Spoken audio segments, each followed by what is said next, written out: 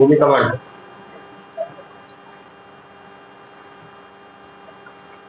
Agriculture कंपन्या आणि खासगी उद्योगपती यांना आर्थिक फायदा करून देण्याकरिता महाराष्ट्रातील लाखो ऑटो रिक्षा टॅक्सी चालकांची उपजीविका नष्ट करून त्यांचे कुटुंब उद्ध्वस्त करण्याचा शिवसेनेचे माननीय परिवहन मंत्री श्री प्रताप सरनाईक यांचा 1 मे 2026 पासून परवानाधारक रिक्षा व टॅक्सी चालकांसाठी मराठी भाषा अनिवार्य करण्याचा माननीय परिवहन मंत्री यांच्या निर्णयाचा निषेध. अन्यायकारक निर्णय तातडीने रद्द करण्यात यावा.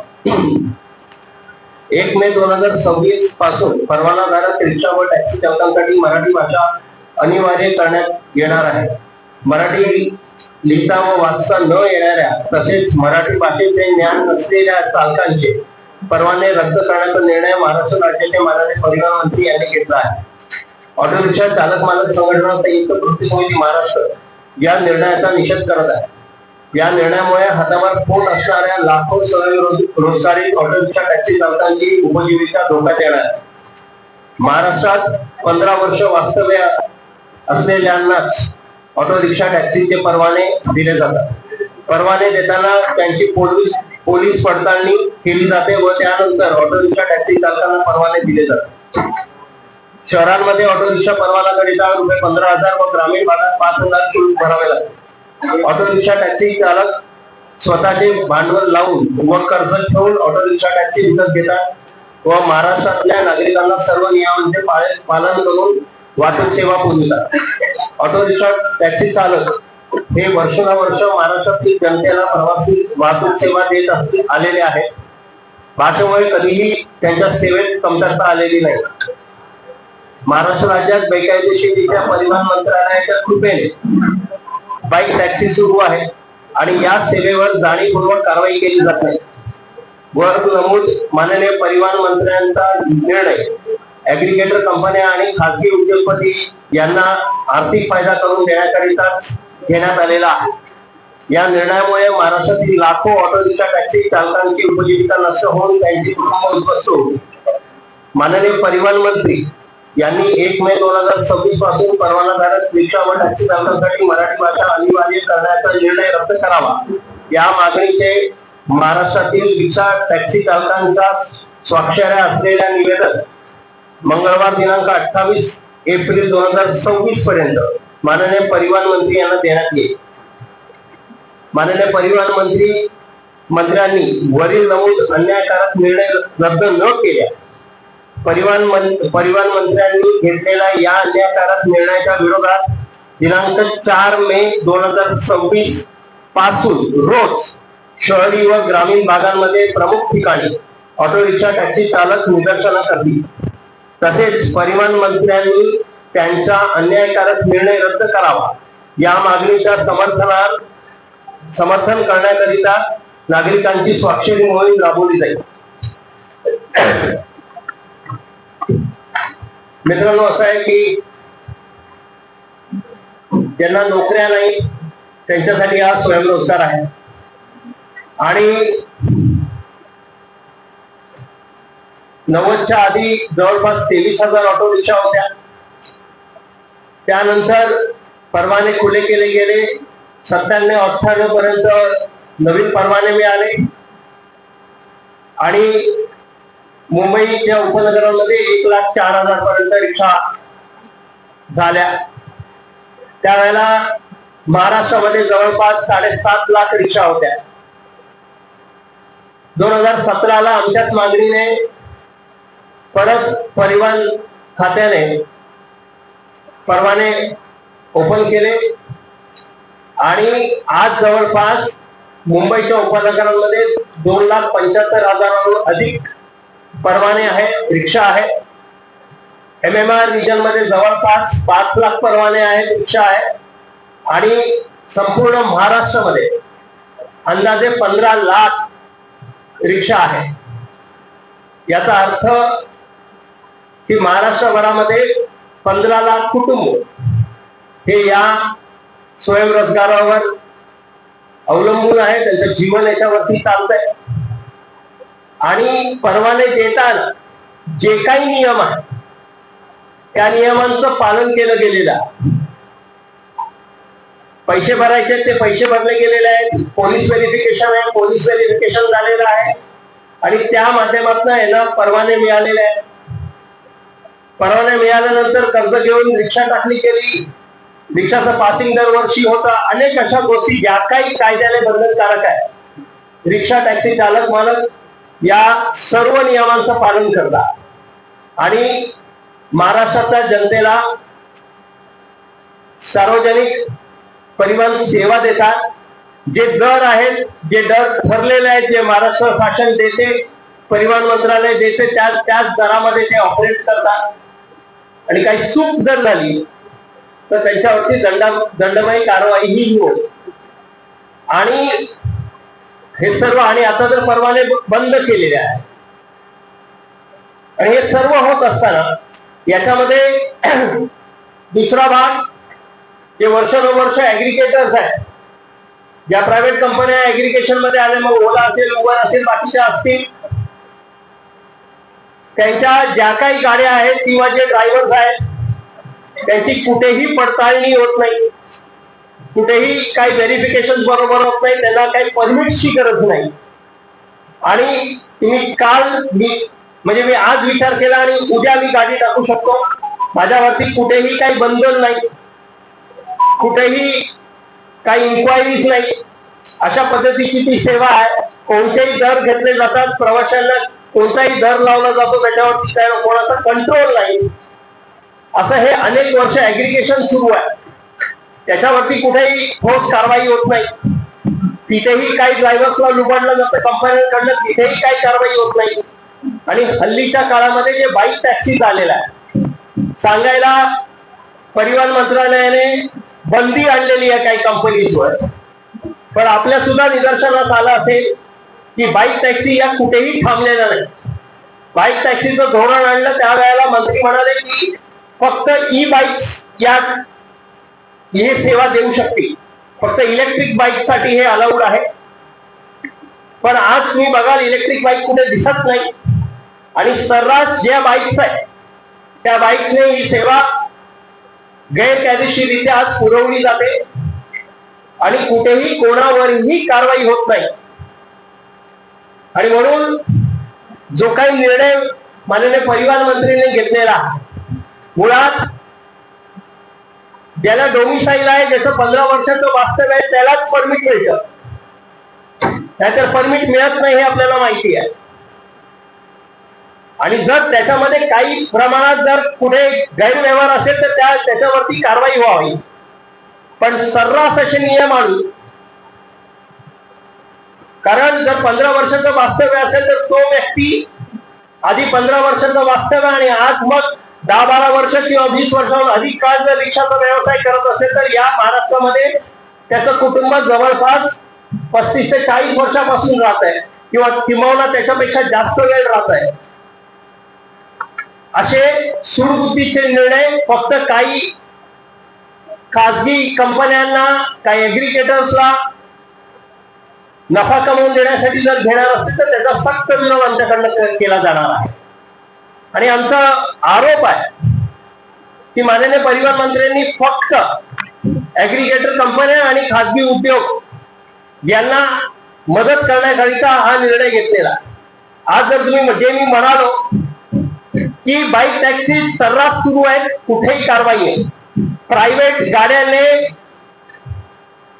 गैरकायदेशीररित्या प्रवासी वाहतूक करते, कुठेही कारवाई केली जाते. पण फक्त आता रिक्षा चालकांवर कसं करायचं, मधल्या काळामध्ये कल्याणकारी महामंडळाच्या नावाने जबरदस्ती केली जात होती, कामं थांबवली गेली होती मोठ्या प्रमाणात. आता त्याच्यामध्ये आंदोलनानंतर शीतलता आलेली आहे, पण अजून काय ते भूत आमच्या डोक्यावरनं गेलेलं नाही. पण सातत्याने कष्टकरी स्वयंरोजगारी रिक्षा आणि टॅक्सी चालकांवर या पद्धतीने कारवाई करणं ही मानसिकता बरोबर नाही. आणि म्हणून आम्ही मागणी करत आहोत की हे जे काही निर्णय घेतलेला आहे तो त्यांनी तातडीने रद्द करावा. कारण रिक्षा चालक किती, तुम्हाला जर मराठीत बोलायचं असेल, कोणत्याही भाषेत बोलायचं असेल तर आपण किती संवाद करतो. एखाद्या टॅक्सी रिक्षा चालकाबरोबर आपला संवाद किती, की मला या ठिकाणावरनं या ठिकाणी जायचं आहे, त्यांनी तुम्हाला घ्यायचं आणि तिथे सोडायचं आहे. आता हे जिथे ऍप बेस्ड आलेलं आहे, जे ओला उबर असतील बाकीच्या कंपन्या असतील त्या तर ऍपवर आहे, रिक्षाही बऱ्याच ठिकाणी ऍपवर चालतात, तर मग ऍपवर त्यांनाही कुठेही जबरदस्ती केली जात नाही.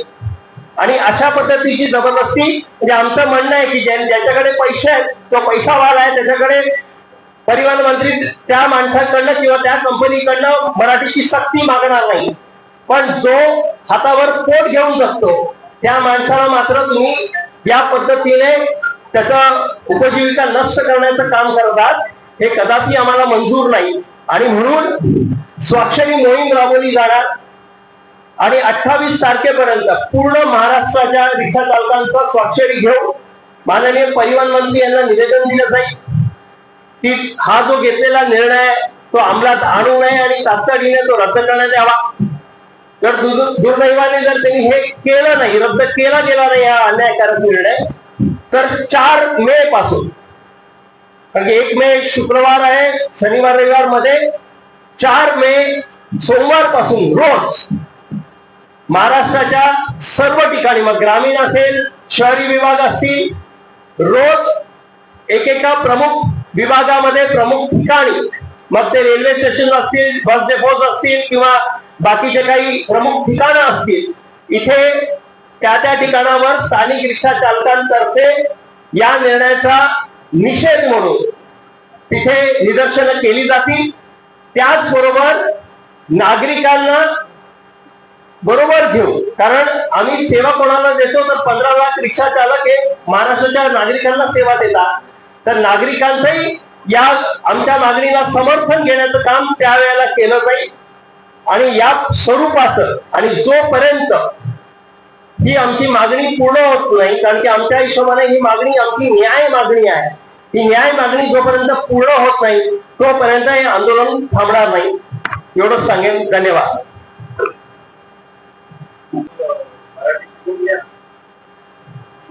मुळात ज्याला जे शिकायचं असेल इथे मुभा आहे, पण आमचं म्हणणं आहे की परवाने देताना जर तुम्हाला त्या गोष्टी आणायच्या होत्या किंवा जे काही घ्यायचं होतं तर परवाना देण्यापूर्वी केलं गेलं.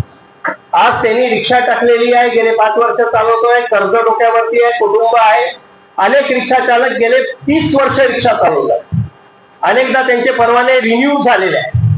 आणि तुम्ही आज या वेळेला जर तुम्ही सांगणार असाल की तुम्ही जर नसेल तर मग सेवा कशी देता, याचा उद्देश काय हा प्रश्न आहे. म्हणजे मला संवाद करायचा आहे, मला माझा व्यवसाय करायचा आहे, तो जर मी व्यवस्थित करत असेल आणि मी आधीच परवाना घेतलेला आहे तर मग विषय कुठे आहे. अनेक जे रिक्षा चालक आहेत त्यांना नियमबाह्य पद्धतीने एक परवाने मिळालेले आहेत, त्या स्कीमच्या माध्यमातून उघड झाले. दुसरी गोष्ट अशी तर तुम्ही आता म्हणाल की 90 लागतं, काहीतरी 15 वर्ष लागतं, आणि आता असताना सुद्धा एजंटच्या हाताशी धरून असे परवाने काढण्यात आले आणि असे रिक्षा चालक सुद्धा मोठ्या संख्येने सध्या आहेत. माझं असं म्हणणं आहे की जर जिथे कुठेही गैरकायदेशीररित्या काम झालेलं असेल त्याचं आम्ही कुठेही समर्थन करत नाही, आणि चुकीच्या पद्धतीने जर परवाने दिले गेले, म्हणजे तुम्ही जे म्हणता आहात की त्याचं वास्तव्य नसताना देखील दिलेलं आहे, अशा काही गोष्टी जर कुठेही गैरकायदेशीर आणि करप्शन झालेलं असेल तर त्याच्यावरती नक्कीच कारवाई झाली. पण तुम्ही सरसकट या पद्धतीने भाषेच्या नावावर तुम्ही कोणाची उपजीविका घेऊ शकत नाही. It has become the common practice that all the people are trying to enter into any field. So now you are saying that you are already going to take the Angolan law. So you must have access to all the big authorities. What is that they have given? No, we have not approached anybody right now. This is a decision because it was just taken recently. We will be approaching. पद्धतीने त्यांनी परवाने घेतले असतील त्याच्यावरती परिवहन अधिकारी सुद्धा सामील आहेत, त्यांच्यावरती सुद्धा कारवाई व्हायला पाहिजे. तर ते जे काही इन्सिडेंट असतील त्याच्यावरती झाले पाहिजे.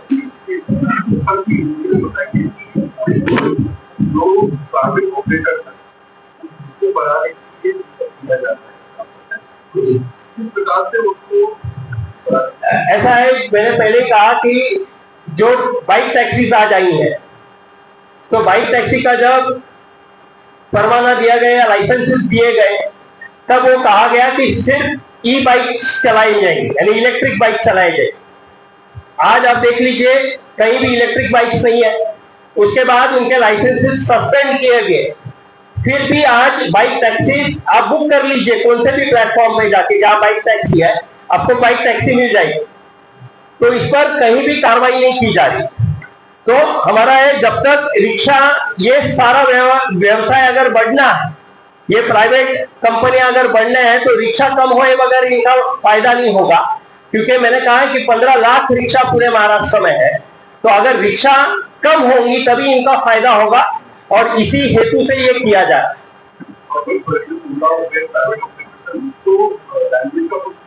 उनका कुछ भी नहीं है, उनके बारे में किधर है, आपको तो पता भी नहीं कि कौन सा ड्राइवर कौन सी गाड़ी किस वक्त पर चला रहा है, क्योंकि वो टूरिस्ट परमिट पे है, कोई प्राइवेट पे चलते हैं, उस पर कहीं भी कोई भी नियंत्रण नहीं है। और जो नियंत्रित सेवा चल रही है ऑटो रिक्शा और टैक्सी की, जो पूरे तरीके से नियमों का पालन करके कर रहे हैं, उन पर आप रोक लगाने की बात कर रहे हो। जो लोग अपना ये व्यवसाय करके स्वयं रोजगार रख के अपना कुटुंब पाल रहे हैं। मराठी भाषेचा एवढा आग्रह होत आहे, अनेक राज्यातील टॅक्सी असो, रिक्षा ड्रायव्हर असो, ते त्या भाषा बोलतात का? पण आपण त्या ड्रायव्हरांना शिकवण्यासाठी असे मराठीचे काही प्रशिक्षण शिबिर घेणार आहात का? आणि याला जोडून दुसरा प्रश्न, रिक्षा चालक आहे, टॅक्सी स्कूटर पण आहे, जवळचे वाहन नाक करताय, प्रत्येक ग्राहकांचं बोलताय, उद्धट भाषेत बोलतात, यांच्यावर कडक कारवाईसाठी आपल्याकडून काय पाहू? आम्ही आमची संघटना आता 83 पासून आहे आणि अनेक, माझ्या मते किमान वर्षाला एक 6 ते 7 प्रशिक्षण शिबिर आम्ही घेतो आणि त्याच्यामध्ये नियमांचं पालन करणं, अनेकदा ट्रान्सपोर्ट डिपार्टमेंटचे अनेक अधिकारी येऊन सुद्धा त्या प्रशिक्षण शिबिरामध्ये रिक्षा चालक मालकांना, टॅक्सी चालकांना प्रशिक्षण त्यांनी दिलेलं आहे।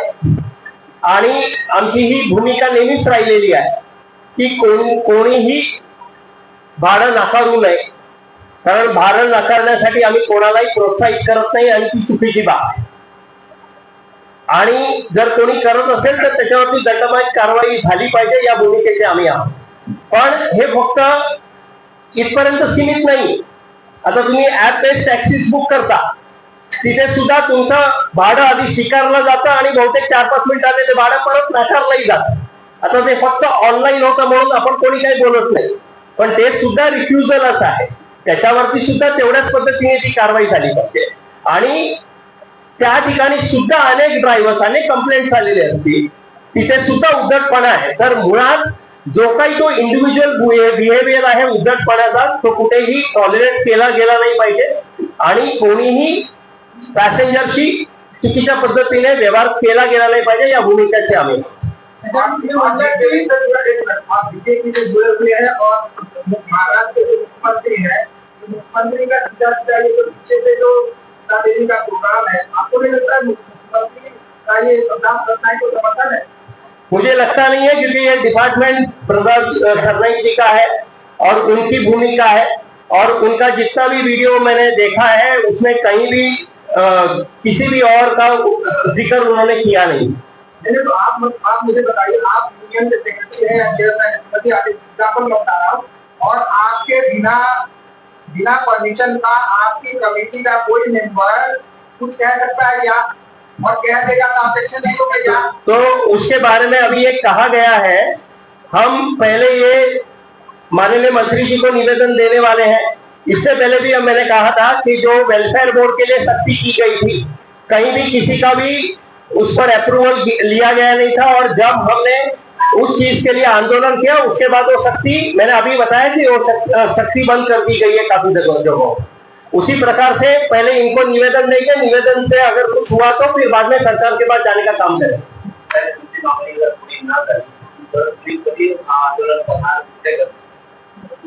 4 तारखेपासून रोज वेगवेगळ्या ठिकाणी निदर्शनं होणार आहेत, पूर्ण राज्यभरामध्ये रोज होणार।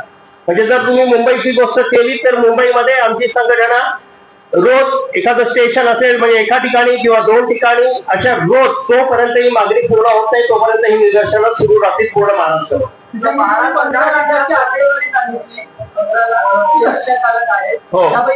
मराठी विद्या आहेत अमराठी विद्या आहेत का परप्रांती याचा काही आकडा आहे का? याचा कुठेही आकडा नाही. आम्ही कधी असे भेदभाव गेलेली नाही. आमच्या याच्यामध्ये जो महाराष्ट्रात जातो, जो महाराष्ट्राच्या लोकांना सेवा देतो, तो मराठी आहे.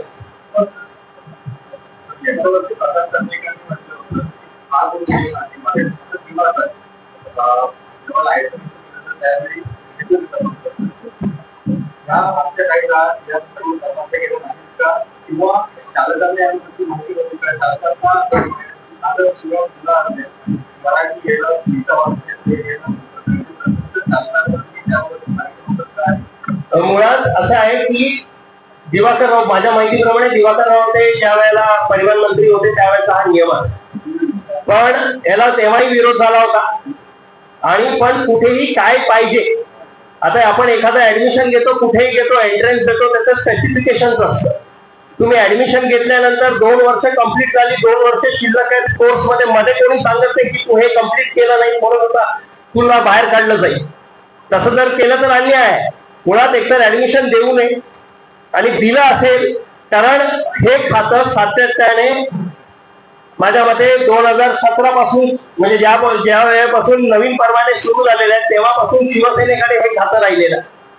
आणि जर परिवहन मंत्र्यांचं आज म्हणणं आहे की कुठेही नियम पाळले गेलेले नाही, किंवा तर त्यांच्याच पक्षाचे जे कोण नेते त्यावेळेला परिवहन मंत्री त्या वेळेला राहिले असतील ती त्यांची जबाबदारी आहे. रिक्षा चालकाने ऍप्लिकेशन केलं, त्याचं ऍप्लिकेशन मंजूर झालं, त्यांनी परवाना घेतला आणि रिक्षाचा व्यवसाय सुरू केला. तर जर कुठे चुका असतील तर त्यांच्या मंत्रालयात आहे, त्यांनी त्यांच्या मंत्रालयाच्या चुका सुधाराव्या, आणि ज्यांच्यावरती ऍक्शन त्यावेळेचे घ्यायचं असेल त्यांनी ती मुभा. आणि मुळात माझं असं म्हणणं आहे, त्यांचा मी एक व्हिडिओ ऐकला होता त्यांनी आताच सांगितलं. त्यांचं म्हणणं असं आहे की महाराष्ट्रामध्ये ज्यांना राहायचं आहे, ज्यांना व्यवसाय करायचा आहे किंवा ज्यांना काम करायचं आहे त्यांना मराठी येणं अनिवार्य असं ते म्हणाले. फक्त रिक्षा चालकांसाठी नाही.